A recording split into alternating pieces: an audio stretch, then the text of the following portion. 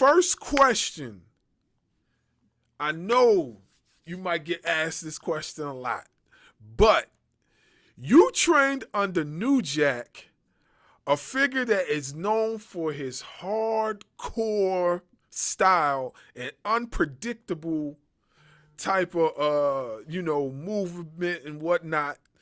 And how did you learn from him? Like what tips did you pick up from New Jack? But a lot of things I learned from him as far as shooting promos, being authentic. Now, a lot of people always ask me, was Jack the way he was in the ring? Yes, 100%. He is his gimmick. He is his gimmick. Make no mistake about it. From everything that he talks about, and there's some things that he'll elaborate, like he basically expands on. But I tell you this, he was the real deal. If you were cool with him, then you had nothing to worry about. But if you weren't cool with him, he lets you know. He lets you know. All I did was give you the tools, but I've always told him how much I appreciate, and he always appreciated that. And for this day, up until the time he passed on, I was still keeping contact with him.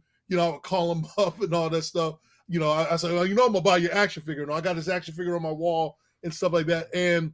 But Jack, the things I learned from him, from shooting promos and everything else, I think one of the best moments of my wrestling career was being able to open a ECW reunion show back in the early 2000s, and Jack giving me the opportunity to. So again, if you were cool with Jack, Jack's gonna look out for you. If you weren't cool with you, well, hey man, it's on you and stuff. So it was a really dynamic thing, learning from him and all the do's and don'ts in the business and stuff. He taught me a lot when it comes to that and all. So I always try to maintain staying humble when it comes to the business part of it. And and also to make sure, what to look out for, what not to do, what to do, and everything else. So if anything on the business end, and I always stayed humble, despite how I talk and perceive in the ring, I've always stayed humble outside the ring, but I've always appreciated